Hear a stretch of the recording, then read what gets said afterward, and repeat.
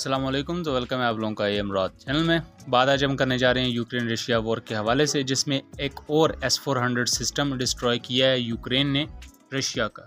S-400 system की बात करें तो रशिया का सबसे longest range air defence system है जो अभी तक उन्होंने डिप्लॉय किया है। और S-400 ऑन पेपर अमेरिका के पैट्रियोट सिस्टम तो क्या दुनिया के किसी भी दूसरे एयर डिफेंस सिस्टम से बहुत ज़्यादा बेहतर नज़र आता है। बट अगर हम मौजूदा यूक्रेन रशिया वॉर को देखें तो सिर्फ 1 से 1.5 साल के अंदर ही तकरीबन 4-5 ऐसे वाक़यात हुए हैं जिसमें S-400 को डायरेक्टली या इनडायरेक्टली हिट लगी है। और हम सब जानते हैं कि रशिया का मुकाबला नेटो या अमेरिका से नहीं है, 1-on-1 ऐसा मुकाबला नहीं है, यूक्रेन से है। और यूक्रेन कितना का ताकतवर कंट्री है ये भी हम सब जानते हैं।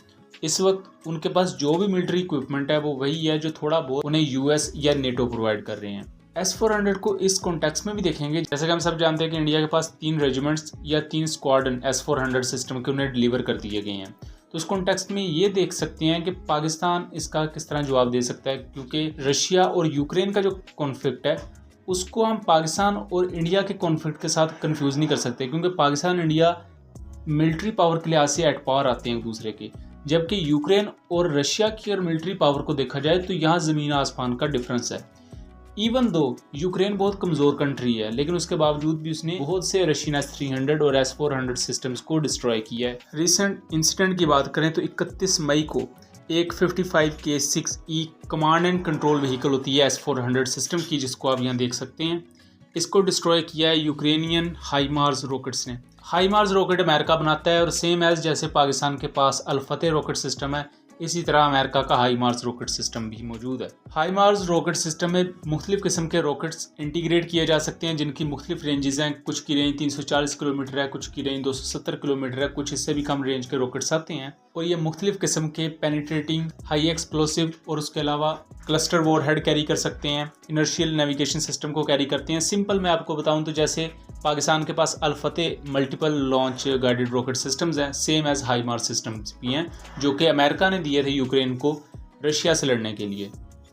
अगर हम थोड़ा सा हिस्ट्री में चले जाएं तो 20 जुलाई 2022 को सबसे पहली खबर आई थी जब एक S-बैंड रेडार डिस्ट्रॉय हुआ था।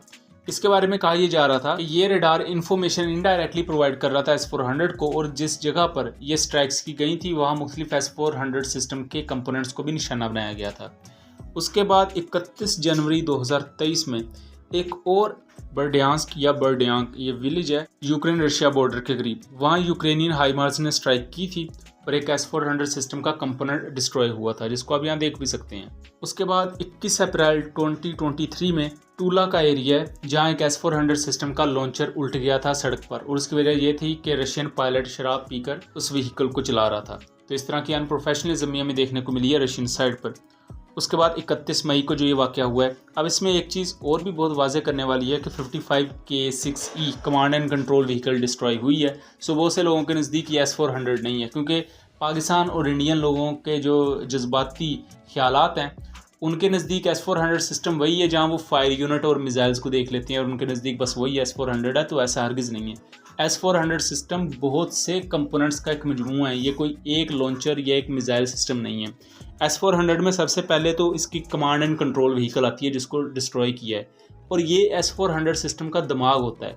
जैसे किसी भी फाइटर एयरक्राफ्ट में इंजन उसकी मेन चीज़ होती है, क्योंकि इंजन ने एवियोनिक्स को पावर देनी है, इंजन की वजह से उस जहाज़ ने उड़ना है। सो सेम एज इसका command and control vehicle system main चीज़ होती है।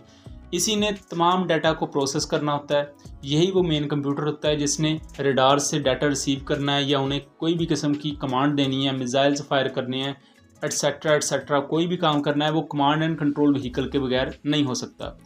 अब अगर आपको याद हो तो पहले भी, इससे पहले जब मुख्तलिफ चीज़ों को एनालाइज हम करते रहे हैं तो मैंने कहा था कि फ्यूचर स्ट्रेटजीज स्मार्ट बॉम्ब्स की है। मतलब अगर आपने एक शिप पर भी हमला करना है ड्रोन से तो पूरी की पूरी शिप तो आप छोटे बॉम्ब से तबाह नहीं कर सकते, लेकिन क्या हो कि अगर आप इसके मेन रेडार को हिट कर दो, अगर उसका मेन रेडार ही तबाह हो जाएगा तो वो शिप अपने दुश्मन की तरफ से आने वाली चीज़ों को नहीं देख सकेगी। सेम एज अगर S-400 का ये मेन हिस्सा ही तबाह हो जाता है, इसका कमांड एंड कंट्रोल व्हीकल तबाह हो जाती है, तो ना तो वो कमांड कंट्रोल व्हीकल इस काबिल रहेगी वो S-400 के रेडार्स को कोई इन्फॉर्मेशन दे सके, ना ही सही तरह मिसाइल लॉन्च हो पाएंगे। और अगर कोई बहुत ही बड़े पैमाने पर इस तरह की हैवी स्ट्राइक हुई है तो उसमें आप समझ सकते हैं कि ये तो जस्ट वो चीज़ है जो अभी तक सोशल मीडिया पर आई है। इसके अलावा भी ओबियसली S-400 के जो बाकी कंपोनेंट्स हैं उनको भी नुकसान हुआ होगा। फिर आता है S-400 में 91N6E, ये long range air surveillance radar है जो कि 600 किलोमीटर की रेंज प्रोवाइड करता है और इसका काम होता है दुश्मन की तरफ से हवा में मौजूद कोई भी एयरवर्दी ऑब्जेक्ट को डिटेक्ट करना। उसके बाद इसके दूसरा रेडार आता है जो कि इसकी एक रेजिमेंट या स्क्वाड्रन में एक से ज़्यादा तादाद में इस्तेमाल किए जाते हैं। इन रेडार्स का नाम है 92N6E, ये 400 किलोमीटर की रेंज प्रोवाइड करते हैं। फायर कंट्रोल रेडार होते हैं, मतलब मिसाइल्स को गाइड करना, मिसाइल्स को अपने निशाने की तरफ लेकर जाना और उन्हें उनका टारगेट दिखाना इनका काम होता है। एक वक्त में 100 टारगेट्स को ये डिटेक्ट कर सकते हैं। फिर S-400 में मल्टीपल किस्म के मिसाइल्स आते हैं। इसमें सिर्फ ये नहीं कि सिर्फ 400 किलोमीटर रेंज है इसकी, बेसिकली इसमें 40 किलोमीटर की रेंज वाला मिसाइल भी एक होता है, एक 120 किलोमीटर रेंज वाला मिसाइल होता है जिसे 9M96E2 कहा जाता है। फिर 4896 मिसाइल है जिसकी 250 किलोमीटर रेंज है। और फिर आता है 40N6E मिसाइल जो कि बहुत ज़्यादा मशहूर है और जिसकी रेंज 400 किलोमीटर है। अब ये तमाम चीज़ें वो हैं जो ऑन पेपर हैं। अगर ऑन पेपर देखें तो शॉर्ट टू लॉन्ग रेंज ये हर तरह का मिसाइल प्रोवाइड करता है और इसके यानी कि 4 लॉन्चर्स हैं। तो होता कुछ यूँ है कि अपनी मर्ज़ी के मुताबिक जो भी मिशन रिक्वायरमेंट है उस रिक्वायरमेंट के मुताबिक आप वो मिसाइल इसमें रख सकते हैं। हो सकता है आप चारों मिसाइल 400 किलोमीटर की रेंज वाले रख दें, या हो सकता है आप 4 के 4 मिसाइल ही लॉन्चर्स में 120 किलोमीटर की रेंज वाले रखें। और एक ही पूरी रेजिमेंट या स्क्वाड्रन में 8 से लेकर 12 लॉन्चर्स होते हैं, यानी कि अगर 8 लॉन्चर्स हों तो हर लॉन्चर में 4 ट्यूब्स होती हैं, यानी कि हर लॉन्चर में 4 मिसाइल्स होती हैं। तो 8 लॉन्चर्स में अगर 4-4 मिसाइल्स और 4-4 ट्यूब्स हैं तो यानी कि 32 मिसाइल रेडी टू फायर हालत में होती हैं। सबसे बड़ा disadvantage in air defence systems का ये होता है, और ये जितने भी एयर डिफेंस सिस्टम है उनका ये डिसएडवांटेज या नुकसान ही है कि एक दफ़ा अगर मिसाइल फायर कर दिए तो फिर आपको उन्हें रीलोड करने में वो टाइम लगता है और उस दौरान दुश्मन का इवन छोटे से छोटा ड्रोन भी आके आपको स्ट्राइक कर सकता है, नुकसान पहुंचा सकता है। लेकिन अगर इनके मुकाबले में हाईमार्स सिस्टम अगर हम पाकिस्तान और इंडिया के कॉन्टेक्स्ट में देखें तो पाकिस्तान के पास A-100 है जो कि चाइना से लिए हमने मल्टीपल लॉन्च रॉकेट सिस्टम्स हैं। पाकिस्तान का अपना अल-फतेह मल्टीपल लॉन्च रॉकेट सिस्टम्स हैं जो कि 140 किलोमीटर की रेंज प्रोवाइड करते हैं और इसका ब्लॉक 2 होगा जिसकी रेंज तकरीबन 250 से 300 किलोमीटर के दरमियान होगी। अब ये जो रॉकेट्स होते हैं ये बहुत ज़्यादा सस्ते होते हैं। अगर आप S-400 मिसाइल के surface to air missile system की बात करें या उसकी यूनिट कॉस्ट की बात करें और एक अल-फतेह रॉकेट सिस्टम की बात करें या हाई मार्स के रॉकेट की बात करें, MLRs या मल्टीपल लॉन्च रॉकेट सिस्टम का जो एक रॉकेट है ये निस्बतन बहुत सस्ता होता है इन surface to air missile system के कंपैरिजन में। अगर आप पैट्रियट सिस्टम भी देख लें और पाकिस्तान का इवन HQ-9 सिस्टम भी देख लें तो आप बहुत ज़्यादा तादाद में ये रॉकेट्स फायर कर सकते हैं दुश्मन की टेरिटरी में।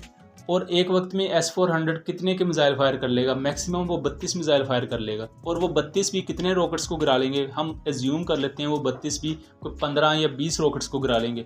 बाकी ऐसा नहीं है कि जो भी मिसाइल फायर करेगा वो डायरेक्टली अपने टारगेट को हिट करेगा। और S-400 की कितनी की एक्यूरेसी है वो भी हम सब यूक्रेन रशिया वॉर में देख चुके हैं। हालांकि इसके मुकाबले में अगर short range air defence system देखे जाएँ जैसा कि रशिया का पेंटसर सिस्टम है, उसके अलावा पाकिस्तान HQ-16 को यूज़ करता है। ये जो short range air defence system है ये एक तो इनकी डिटेक्शन रेंज कम होती है, इनकी इंगेजमेंट रेंज कम होती है, बहुत ज़्यादा कॉम्प्लेक्स नहीं होते, ईजी टू यूज़ होते हैं और इनकी कारकर्दगी मौजूदा कॉन्फ्लिक्ट में बहुत बेहतर देखी गई है। जबकि उसके मुकाबले में इवन S-300 की कारकर्दगी भी काफ़ी बेहतर देखी गई है।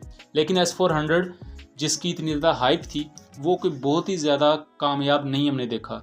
हमने इवन देखा हुआ है कि मॉस्को के अंदर जाके कुछ ड्रोन्स गिरे हैं जो रशिया का दारुल हुकूमत है और वहाँ ओबियसली S-400 ये मौजूद ही होंगे और कौन सा S-400 इन्होंने छुपा के रखे होंगे, तो कुछ भी वहाँ काम नहीं कर पाया। इवन मॉस्को में ये रिपोर्ट्स मौजूद है कि उन्होंने अपने पेंटसर सिस्टम्स को डिप्लॉय किया था अपनी बिल्डिंग्स पर, क्योंकि एक तो वो काफ़ी हल्के भी थे और उनकी एक्यूरेसी बेहतर थी। रशियन फोर्सेज ये जानती होंगी। अगर इतनी चीज़ें मीडिया के थ्रू हम जानते हैं तो ओबियसली वो हमसे बेहतर जानती होंगे।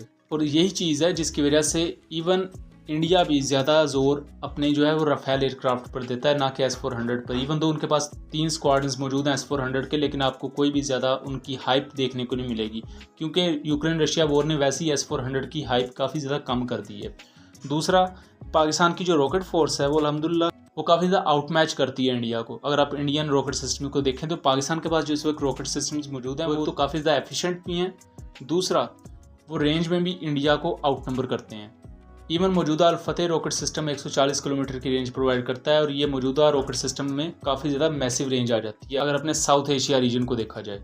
और अल-फतेह रॉकेट सिस्टम का जो ब्लॉक 2 होगा, जो अगला वर्जन होगा, वो 250 से 300 किलोमीटर की उसकी रेंज होगी और वो फिर मैसिव डिस्ट्रक्शन के तौर पर आप उसे देख सकते हैं दुश्मन के डिफेंस सिस्टम के खिलाफ। और रिपोर्टेडली ऐसे रॉकेट्स अब पैसिव रेडार होमिंग के साथ आएंगे, मतलब ये एक एंटी रेडिएशन मिसाइल की तरह यूज़ किए जा सकते हैं।